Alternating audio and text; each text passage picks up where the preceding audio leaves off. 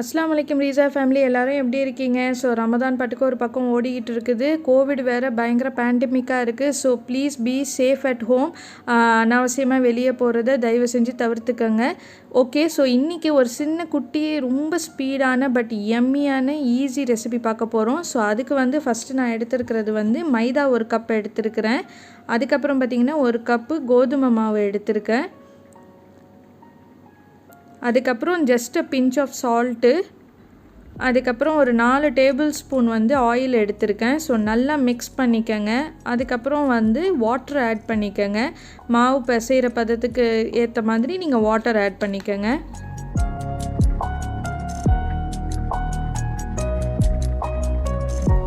So நல்லா mix பண்ணிவிட்டு ஒரு சப்பாத்தி மாவு டோ அளவுக்கு நீங்கள் பிணைஞ்சு வச்சுக்கோங்க. ஸோ நான் டிஷ்ஷோட பேர் சொல்லவே இல்லை, முகலாய் முர்த்தபா. ஸோ பேரை கேட்டோடனே பயங்கரமான டிஷ்ஷு நினச்சிக்காதீங்க. ரொம்பவே சிம்பிளான இன்க்ரீடியன்ஸோட சிம்பிளான டிஷ்ஷு.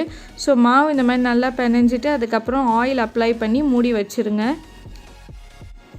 இப்போ நம்ம ஸ்டஃபிங்கை ஸ்டார்ட் பண்ணிடலாம். அதுக்கு 3 முட்டை எடுத்திருக்கேன். அதுக்கப்புறம் மீடியம் சைஸு வெங்காயம் 2 எடுத்திருக்கேன். அப்புறம் கேப்சிகம்மை நல்லா நறுக்கி நான் சேர்த்துருக்கேன். நீங்கள் வேணும்னா கேரட் கூட துருவி சேர்த்துக்கலாம். அதுக்கப்புறம் பார்த்திங்கன்னா ரெட் சில்லி பவுடர், அப்புறமா மஞ்சள்தூள், அப்புறம் பெப்பர், அதுக்கப்புறம் பார்த்திங்கன்னா ஜீரகத்தூள், அதுக்கப்புறம் பார்த்திங்கன்னா கரம் மசாலா வேண்டாம் ஆட் பண்ணிக்கோங்க. இது நான் வீட்டில் செஞ்ச கரம் மசாலா. அந்த வீடியோ நீங்கள் மிஸ் பண்ணிட்டீங்கன்னா நான் டிஸ்கிரிப்ஷனில் லிங்க் ஆட் பண்ணுறேன், செக் பண்ணி பாருங்கள். ஸோ அதுக்கப்புறம் என்ன, சால்ட்டு, மல்லிக்கீரை இதெல்லாம் சேர்த்து நல்லா ஒரு மிக்ஸ் பண்ணிக்க வேண்டியது தான். ஆக்சுவலி இந்த பேட்டர் கொஞ்சம் திக்காக இருக்கணும். அப்போ தான் நம்ம அந்த மாவில் ஸ்டஃபிங்காக அப்ளை பண்ண முடியும்.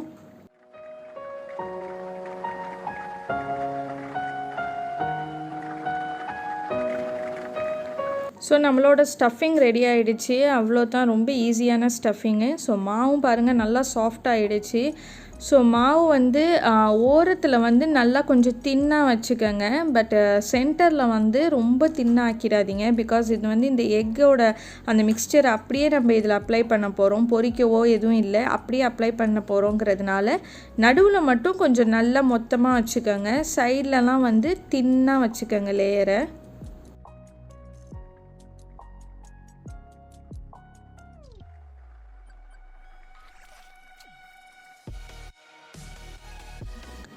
இப்போ நம்ம சென்டரில் இந்த எக் ஸ்டஃபிங்கை ஆட் பண்ணிடலாம்.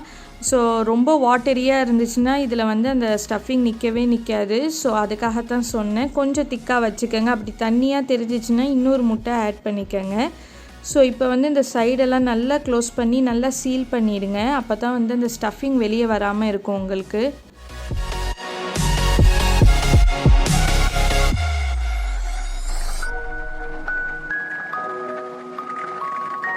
ஸோ அவ்வளோதான், ரொம்ப சிம்பிள். இது அப்படியே நல்லா ஹீட்டாக உள்ள ஆயிலில் நம்ம பொரித்து எடுக்கிறது மட்டும்தான் வேலை. ஸோ ஆயிலில் ட்ராப் பண்ணுறப்ப ரொம்பவே கேர்ஃபுல்லாக ட்ராப் பண்ணுங்கள்.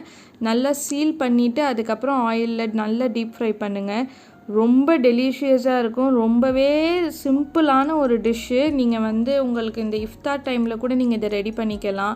இல்லைனா ஒரு டின்னர் எதுக்கு கூட நீங்கள் இவ்வளோ சிம்பிளாக, ஏன்னா முர்த்தபான்னா நம்ம ரொம்ப பெரிய வேலை பண்ணுவோம், எல்லாத்துக்குமே தெரியும். பட் இது ரொம்பவே சிம்பிளாக இருக்கும். அதே மாதிரி ஸ்டஃபிங்கும் செமையம்மியாக இருக்கும். கண்டிப்பாக ட்ரை பண்ணி பாருங்கள்.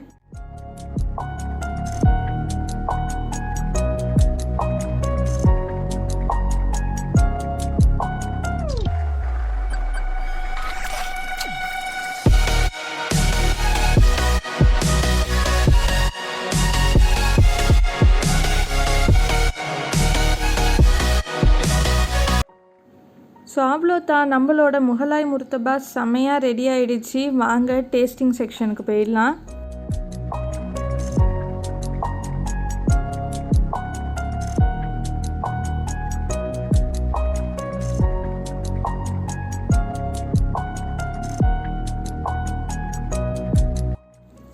நம்மளோட எம்மியான முகலாய் முர்த்தபா ரெடி ஆகிடுச்சு. நான் சொன்ன மாதிரியே செம ஈஸியான சிம்பிள் ரெசிபி தான். கண்டிப்பாக ட்ரை பண்ணி பாருங்கள்.